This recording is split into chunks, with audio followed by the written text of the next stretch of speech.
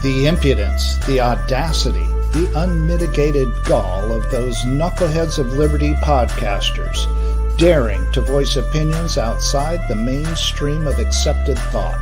Listen if you dare. It's angry, it's funny, it's even sometimes sad, but it's always based on freedom and justice, as you will see. Here's our host, Jason McPhee. Welcome to the Knuckleheads of Liberty. We are coming at you on August 24th, 2022, and we've got a special guest here to rescue us from just talking about the dismal stuff going on with the Biden administration. It just seems unending. It's like we're on a very slow sinking Titanic. But let's talk. Let's jump into the stuff. Before we do that, let me introduce you to our panel. In our lower left-hand corner, we have Leon, the word Brathwaite. Last word in Liberty. He is a retired engineer in the state of California. In our lower right-hand corner, we have our screaming eagle of freedom, Tim Everett. He is a pilot in the state of California. In our upper right-hand corner, we have our special guest today, Larry Sharpe, who is running for governor in the state of New York, probably one of the most visible libertarian candidates out there. So let's jump into talking about a little bit about New York talk today. And I tell you, we've been noticing this since the lockdowns, people just fleeing both New York and California. In fact, can we get the visual up there? It's funny. Kurt Russell's a libertarian. He kind of prophesized this, I guess, with his movies. New York is a walled maximum security prison. Breaking out is impossible. Breaking in is insane. And we're seeing that's my campaign slogan. Well, and like I said, California isn't spared. You know, the U-Haul trucks only go in one direction. That's where you can see their license plate and the heading away. We actually had a problem here in New York State to where there weren't enough U-Haul trucks and people were actually having to rent them from Pennsylvania. So it was actually cheaper to go to Pennsylvania, rent the truck, and then drive it to New York to drive down to Florida. Wow. Yes, and they had a second problem, which was there weren't enough U-Haul trucks coming back from Florida. So they had to raise the rate so they could pay to bring the U-Haul trucks back to New York from Florida because enough weren't coming back. Wow. That's a real thing. I'm not making that up. That's a real thing. Yes. So California and New York politics, great for business for U-Haul. U-Haul's like, go Hochul. Go, Hochul, go. They're loving it. They're loving it. Would be interesting to see if she's getting some funds under the table from you. If I was in the market, I'd be all about her. I'd be buying ads, the whole thing. Absolutely, 100%. I'd be buying ads, making a killing. Absolutely. Well, but is this still an issue, Larry? I mean, we've been hearing about it for the last couple of years. It's been an issue since 2009 or 10, right? After the crash of 2008 and 9, what most people don't know is that that's when things got really bad the first time. And the reason is, after that crash, there was really no recovery except inside the cities. Outside the cities, there was no recovery. So they still haven't recovered from 2009, right? They're still broken. So when that happened, people rushed back to cities because I think 80% of all new jobs since the crash were in 20 U.S. cities. That is how much it was just stuck to come into the city. So people rushed to the cities because of that. And because of that, the outskirts were just devastated, right? Just devastated. People weren't showing up. You look in many of these communities, and there's always one big thing that runs. Like there's a big Walmart or a college or a prison or something big that most people work for. And then everything else is either they're somehow getting a government check in some way, disabled, Social Security, public assistance, or they work for a franchise, some type of franchise association in some way, shape, or form, right? Whether it's a fast food place or a franchise lube shop or something like that, they work for a franchise. So it's government, franchise, the big thing. That's how so many happen. So that's why so many states had trouble, because you had to go to places where they would give you opportunity. New York State used to be a place that had so much opportunity, you didn't mind the oppression because the opportunity was so great, you put up with it, right? There was so much opportunity, you'd put up with it. But once the opportunity goes away, why do you stay? we've lost about 2 to 2.5 million people since 2010. So much that we've lost a congressperson, and it's just getting worse. In fact, now we're losing about 200,000 to 300,000 people per year now, packing and leaving. And I warned people about this 2 years ago. I said, actually 3 years ago when COVID hit, I said it's going to get so bad that people are just going to pack up and leave. They're not going to care about rent. They're not going to care about mortgage. They're just going to leave their house and go. And right now, if you go to the New York State government website, you will find a thing called zombie houses. It's that common. The government acknowledges it, that there are houses that they just walked away. Like people go, does everyone live there anymore? They haven't cut the lawn in like 6 weeks. I don't even know. And they go there and like no one's there. They just walked away with a mortgage or with rent. And the lease said, I don't care. Come get me, I guess, because I'm broke. So I'm out of here. I don't care. I guess I'll see you in court. If you can drag me back to New York State, I guess I'll see you in court. But they literally pack up and walk away. That's how bad it is in New York State. Is this phenomena growing? These zombie houses, is this a growing phenomena in New York right now? Yes, it is. I warned it, people. I said that when they do the lockdowns, that the lockdowns would exacerbate all the pain in New York State, and it'd be much worse. And I also said that, and I'm on record saying this, New York City will go below 8 million and never come back. It will never come back to 8 million again. And the reason is finance was already leaving New York State. In fact, the biggest lobby in New York State used to be finance. Now it's real estate. So finance is already leaving because back in the day, some of you who know this, who've been in this world, tech used to follow finance, right? Yes. Tech, you know that, Leon, they used to follow finance. Yes. Those days are over. Now finance follows tech. Yeah. Tech now dominates so much now that finance follows tech. Literally, the New York Stock Exchange threatened to go to Austin. That's how bad it was. Wow. Yes. Goldman Sachs threatened to go to Miami. That was the only reason why Cuomo did not do his transaction tax he was going to do. Because if he had done that, they'd have packed him and left. James, can I get a visual up real quick while Larry's talking? Because this sort of shows that there's a real cost here. I mean, aside from the social turbulence, it says this article from Center Square, New York says New York loses $19.5 billion in population exodus. Yep. That's from the IRS. So this is nuts. Yes. and all the people in New York say is tax the wealthy. What wealthy? They're leaving. You can't tax them. They're going to be in Florida. They're going to be in Texas. They're going to be in Tennessee. Those are 3 big states they're going to. And what's the common denominator in Texas, Florida, and Tennessee? No state income tax. No. That's correct. No state income tax. They're all running over like this. No tomorrow. Nashville is booming. Miami is booming. Austin, Dallas. Everyone's going over there. Even San Antonio. They're all running over there as fast as they possibly can. More Californians go to Texas than Florida, and more New Yorkers go to Florida than Texas. But they're going to those 2 states left and right. And there's a mix to people going to Nashville, Memphis, and Tennessee. But that's what's happening. And you're correct. That's a big problem. And here's the worst part. New York State, its budget now is $220 billion. $220 billion.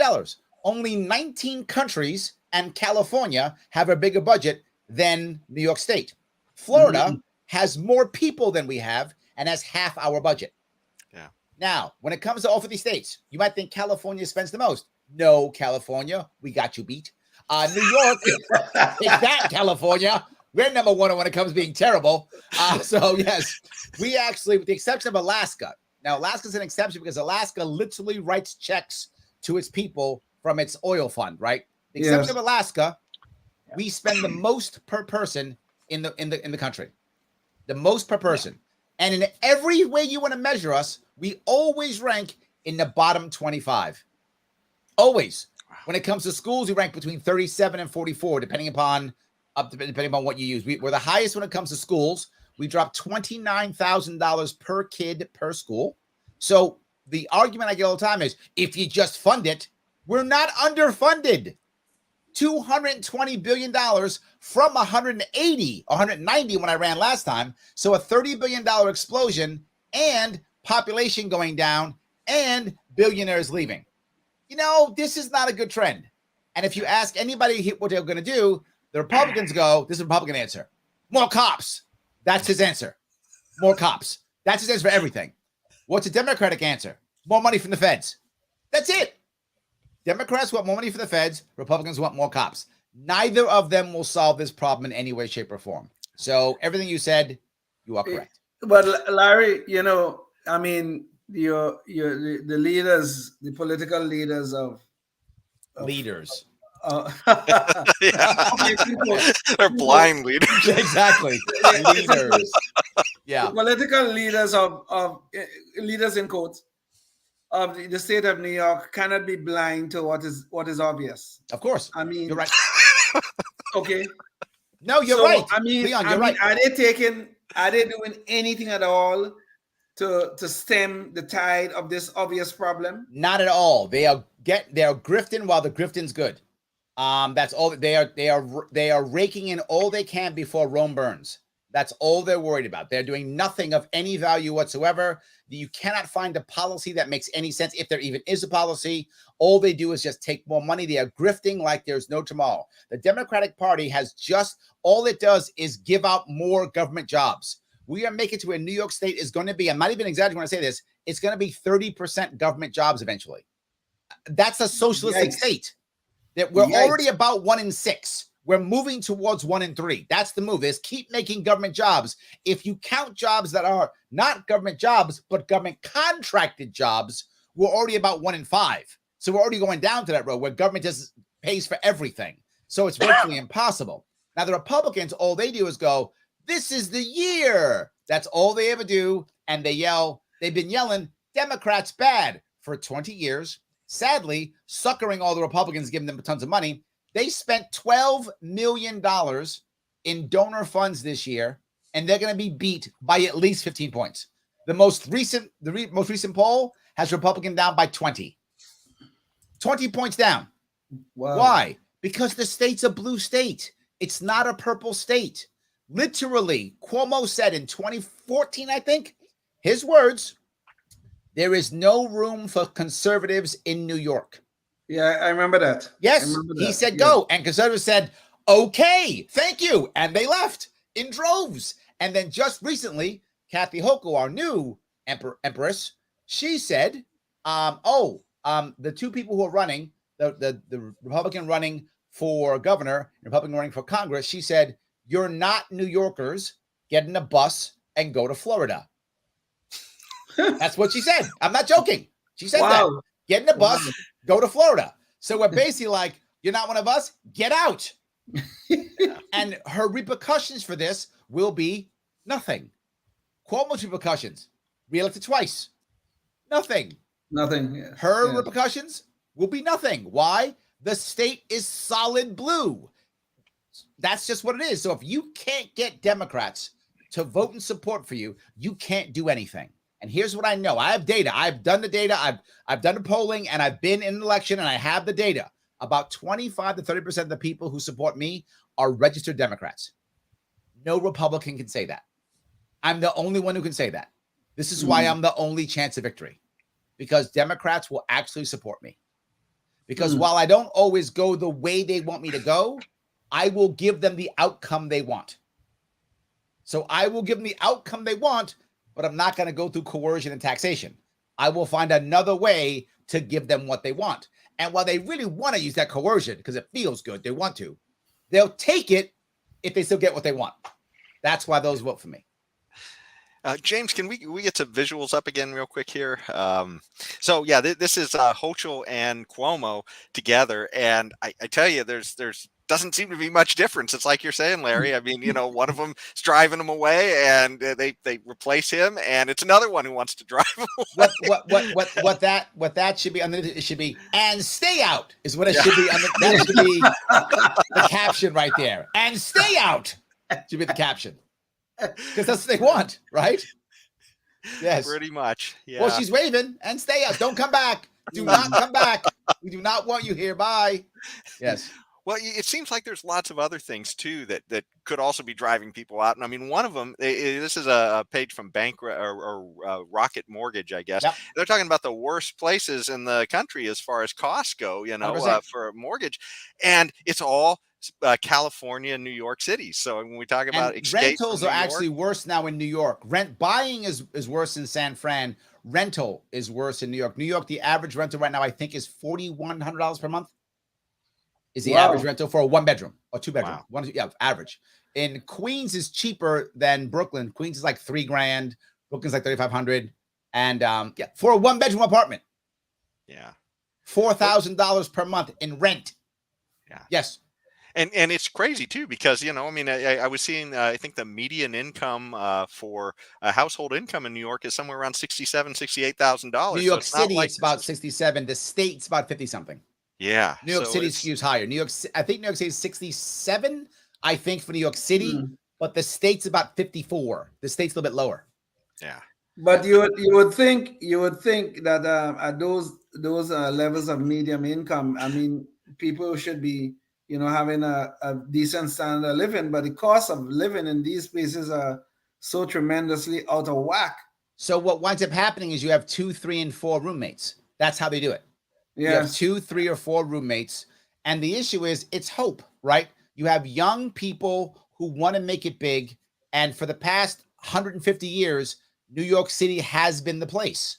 Right. So they still feel it. They believe it. They go there and think, I don't mind. I'll sacrifice for 5 years and have 3 roommates and struggle, but I'll make it big here, right? And they believe that. And when it doesn't happen, they leave. And less and less people are seeing it, so less and less are coming. But that was the reason why they would put up with it, because they believed it's fine. I'll work and I'll be that big heavy hitter that I want to be. It's just not true anymore. Well, and beyond leaving, some of these people may just be becoming homeless. We've got these statistics that just show California and New York just sort of leading the country in homelessness. You've got some numbers that are sort of big down here. But I mean, you look at like Florida, it's like less than 30,000 in these. These are, by the way, the United States Interagency Council on Homelessness. But Florida has a bigger population than New York, and New York's over 3 times as many homeless. Yes. So, I mean, this is just nuts, you know? Yes. So, yeah, anyways, 100%. So yeah, people just leaving, and of course, a lot of this homelessness, it leads to crime as well. And I mean, we had this recent. I'll just put this on the back. And a lot of this is these policies that that this is the we talked about this on the show before. The biggest issue with crime is the biggest issue with crime was the lockdowns. Yeah, that's the issue. No one says anything else, but that's the thing that matters. No one says it, but that's the most important thing. There's many issues, but the biggest one, hands down, was lockdowns. Here's why. If you were a cop in New York City, it's always been a tough job. That's never been an easy job. But prior to 2020, it wasn't a dangerous job. New York City cops rarely got killed in New York City before 2020. I mean, literally, you had a better chance of being killed as a cop by another cop by mistake than you did by a bad guy. I'm not making that up. That's what it was before 2020. It was a relatively safe city. Being a cop is always a tough job, but it wasn't deadly unless your own person shot you. That was about it, right? It was a deadly job. 2020 comes, it's deadly. New York City cops are getting killed now. It is now a deadly job. What changed in turn? What changed in 2020? Oh, lockdowns. You make people desperate. They act desperately. That's what happens. When you create an environment where you take our youth, you take them out of school, you take them out of work, you give them no opportunities, and you lock down everything so that now everything they want to get is more expensive. You've just made the black market even more lucrative. So now the bad guys who want to work in the black market, they're going, black market is lucrative. Oh, wow. Here's a workforce that's literally sitting around on the corner waiting to do something. Thank you, New York State, for giving me my workforce. Now we're all gangbangers, and now we're out there, and we're doing crimes. Now we're in the black market. What is causing crime? 2 separate things. Number 1, gang violence. That's the number 1 thing, is gang violence. Why in the world would 17-year-olds shoot people in broad daylight? It's black market. I don't have cops in courts, so what do I need? Street justice. See, Jason thinks he's super cool, and his people can do what they want, and they can ignore the deals I made. I'm sending Tim over to teach Jason a lesson, and it's going to be in public because I make sure Leon knows you mess around, Leon's next. You think I'm joking? I grew up in the Bronx. That's how it works. And if you've been around those areas, that's the truth. Tim is my enforcer. He's going to make sure Jason learns his lesson, and Leon don't try nothing. That's what's going to happen. This is a libertarian turf war between California libertarians and New York Really, libertarians. really. That's what I'm saying, right? It's bad. So that's the major part. But the second part now, that's the first part. But the second part is addiction and mental health. Now, what Yes. happened? During the lockdowns, you couldn't go get help. So now you have 2 years of mental deterioration, addiction, deterioration. That's what you have. They couldn't go get help. They couldn't be with a support structure, and they collapsed even worse. So now people who had problems, those problems are now doubled and tripled, and people who had serious problems, they're literally almost like in the psychotic state. That's why they get arrested 40 times and still commit crimes. So yes, this is all lockdowns. They will say it's everything else. This is lockdowns. And real quick, Joe, Well, James, can I get that visual back up? Yeah, so this is what the numbers are showing too. This is New York State. The blue line is murders, and you look exactly what Larry's talking about. Bingo. As 2019, it actually was kind of stable, and then 2020, boom, it is just launched like a rocket. And the same thing with a lot of violent assaults as well, which is the orange line. Sorry, go ahead, Leon. Larry, I accept what you have just said about crime and the association to the lockdowns. But isn't there a long-term issue here about too many of our young people are growing up in fatherless homes? Yes, that absolutely. Is creating this part of this problem. 100%, and that was exacerbated, right? The point I was trying to make is there are many reasons. That was the fire that really exploded everything. But remember, think about this. If you had a father in your household, you weren't on the corner waiting for the gangbanger leader to take you. Right. But now you don't have a father and you don't have school. You don't have a job. You're right picking. You're correct. That also is a piece. But that was a piece, Leon, to be forward with you. That's been a piece for a long time. Yes, right? indeed. I agree with that. What I'm saying is the lockdowns was like, gasoline on a fire, if that makes any sense. It made it bigger. Yes. 100% you're correct, Leon. That's a huge problem, and most of that is the war on drugs. Not all of that, but the biggest part of that is the war on drugs. The war on drugs literally taking black men out of the household. Yes. And the example I'll give is an interesting example that you might like this. Baseball. Why baseball? I would ask you, every single sport, of the main sports in America, American sports, are dominated by black men, correct? Yes. But not baseball. Why not baseball? Because baseball is passed down from father to son. You take the fathers out, there's no one teaching the young men baseball anymore. That's a good point. Basketball, I never thought about that. Yes, basketball and football learned in the streets.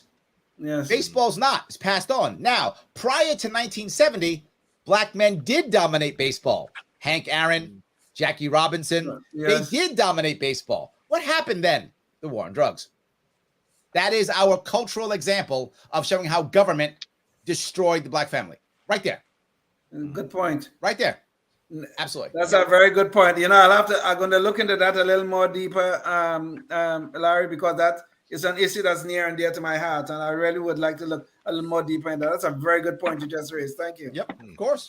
Yeah. I love too talking about baseball and Jackie Robinson, because it actually shows a lot of other issues too, as well as government getting involved in race and everything else. But before we're starting to get near the end of the show, and one of the other topics I wanted to get into just a little bit was as far as crime goes, is in New York they make it really hard to defend yourself, and we were seeing that video. Of Jose Alba was literally he defended himself, wasn't doing anything wrong, except to defend himself apparently, and he winds up at Rikers Island.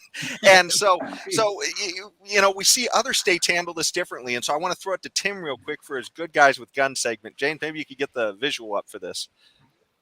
Yeah, we're going to run through this. Is a Ring camera showing a home invasion in Escambia County, Florida. Caught on Ring camera, has the homeowner firing back at the group that's out front there. There's been one arrest in the case. Sheriffs are still looking for 3 others and trying to identify one. The tables were turned on home invasion suspects running for their lives after the homeowner opens fire around 11:45 p.m. July 7th. So he was just by himself. Then these three home invaders, one had a handgun, and the other two were shoving the victim into his house, said Sheriff Simmons. And so they arrested one, and they're looking for these other three. Meanwhile, once inside, investigators say the victim's handgun slipped and fell to the ground. One of the three felons home invaders picked up that handgun. So now two of the three have handguns on the victim, and they're in his house, said the sheriff. It all happened fast. The homeowner ran to the back room, grabbed another gun, which happened to be horrors of horrors, an AK-47. What? The evilest gun in the world. And started firing shots. So apparently he didn't hit anybody with his AK. So those of you might ask the question, is the homeowner going to be charged for shooting at these people? Absolutely not. The homeowner is protecting himself.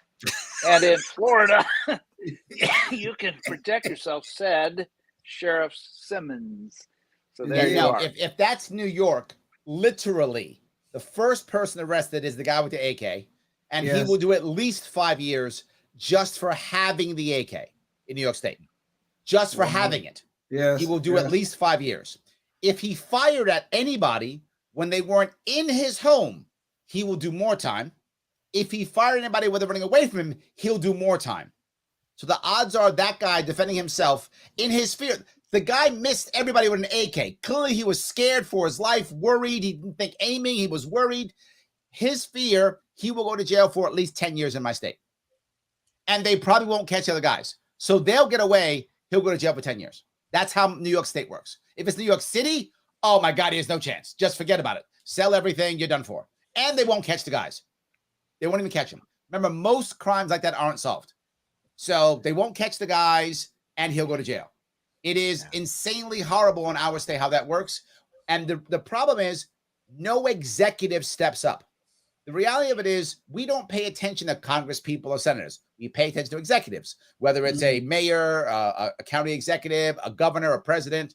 Why didn't the governor, if I was the governor when that happened with that young man trying to beat up the old guy in the bodega, the first thing I do is say, he's pardoned. I get a vote. He's public. He is pardoned. DA, he will be out of jail in 6 hours, or you will be joining him. That's it.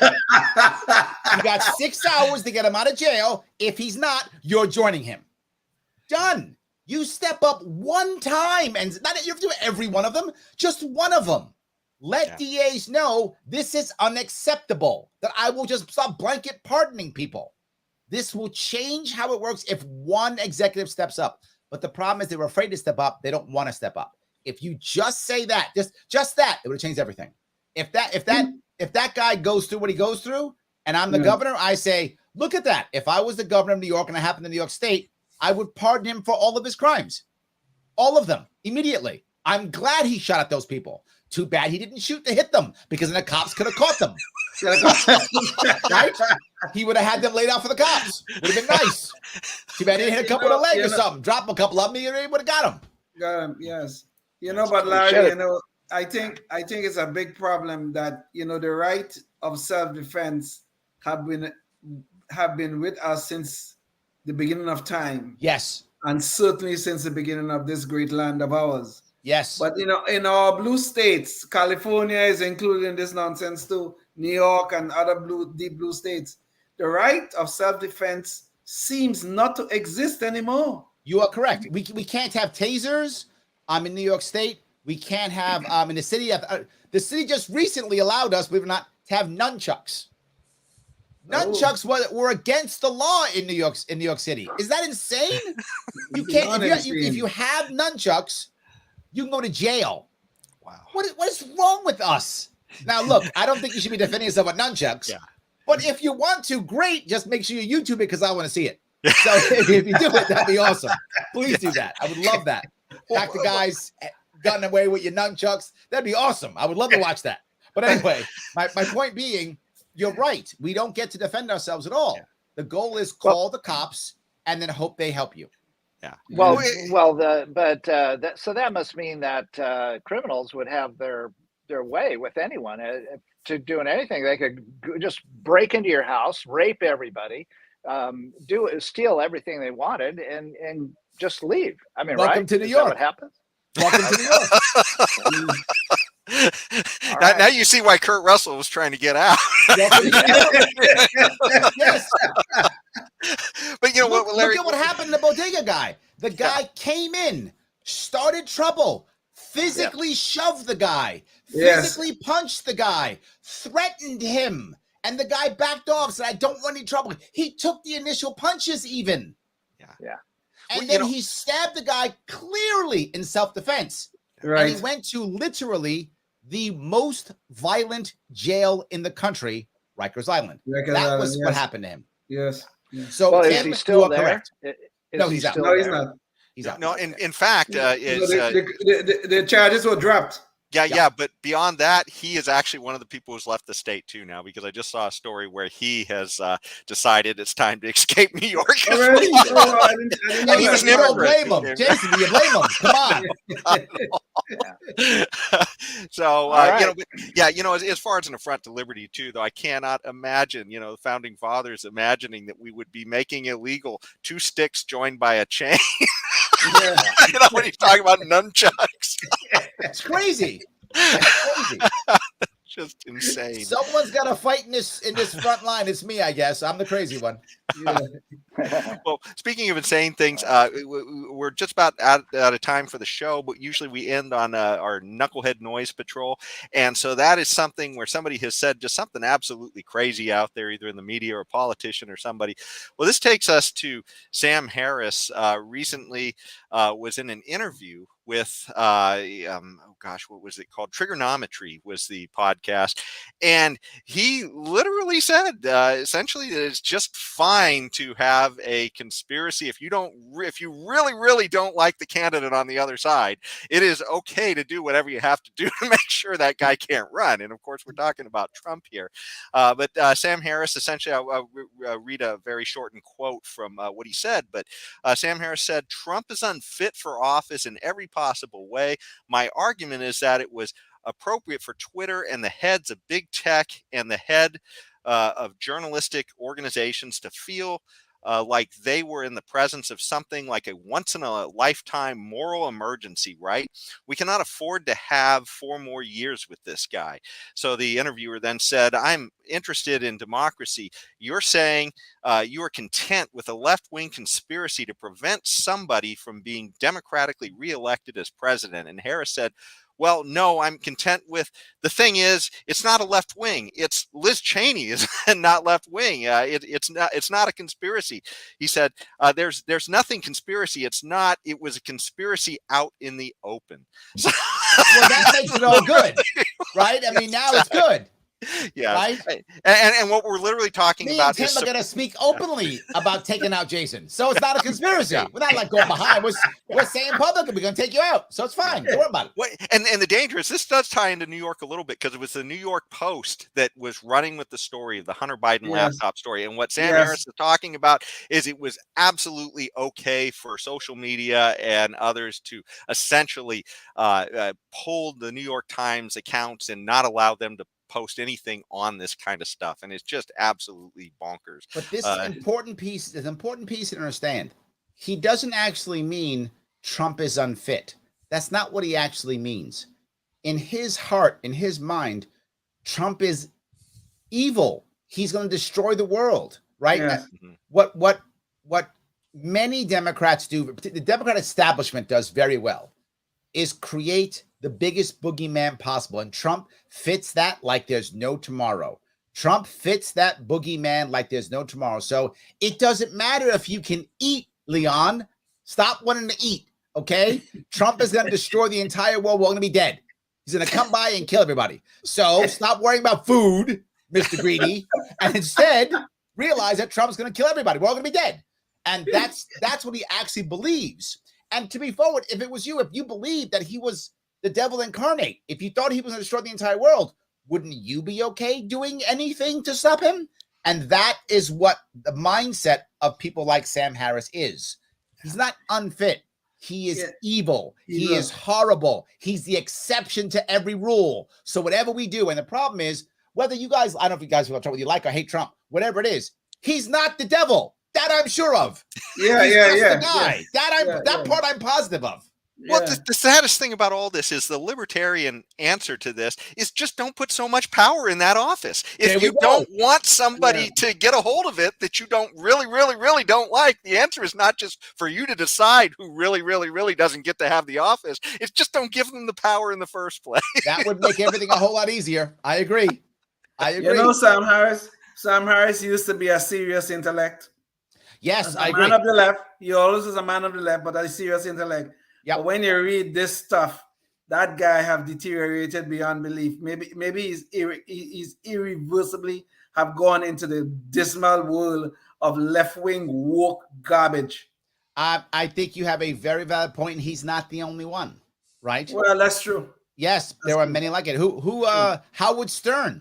Howard Stern was a libertarian. He ran as a libertarian candidate for governor in New York years ago in the 90s. I remember that guy. Yes. And that guy's like, anything to get rid of Trump and lock everybody down, and everyone gets locked down, and everyone has to have 9 vaccines before you come out of your house. And he was just like, no one gets to leave ever. That's what he was. So I think a lot of people have gone down that road. He's not alone. Yeah, it's true. It's true. Good point. It's true. I accept that. Yes. Well, and the great danger is that, this is suppression of a story. Is that where it ends? I mean, it could be other things involving elections as well. And that's why it's really scary stuff. Well, the hard part is now you find yourself how do you find real media? Right. So now real media has to be found someplace on the internet, because any other media you get, you're finding out that the left doesn't go on right media. The right doesn't go on left media. So if you want, and being a candidate, I have to watch both sides of the media. So I'll watch, say, a Monday night, show on MSNBC and a Monday night show on Fox News, and it's like I'm in 2 different countries. Yes, it's like I'm in 2 different countries. Like what one person's talking about, the other one's not even acknowledging. Yeah. And where's the person who can acknowledge both and not judge either? That's what we're missing. You're supposed to. The news is not supposed to tell you what to think. The news was to tell you what's happening, so you can decide what to think. Those days are over. Yeah. True.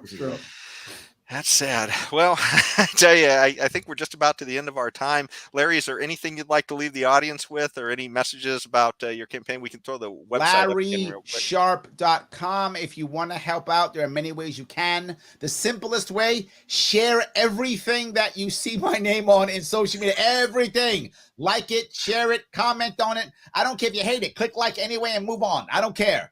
All the engagement you can give me online is critical. Being a third-party candidate, that is my way of getting around to social media. Please like and comment and share on every single thing that you see of mine. Even if you hate it, be nice to me anyway and click like and move on. Doesn't matter. Do that. That's critical. If you can give, please give. Donate at LarrySharpe.com. Every bit counts if you can give. You want to volunteer? I got spaces for you, particularly if you're a youngster looking for a resume building internship. I'm here for you. So, yes. Well, and if you're one of our listeners and you're in New York, wake up and write in Larry, because man, I tell you, that's one of the most important battles we have going on right now. So thanks so much, everybody, for joining us, and we'll see you at the next one. Until then, stay free. Yes, indeed. Life, liberty, and the pursuit of happiness, always and forever. Thank you for listening to the Knuckleheads of Liberty podcast. Find us on Facebook, Rumble, YouTube, your favorite podcast network, and at knuckleheadsofliberty.com.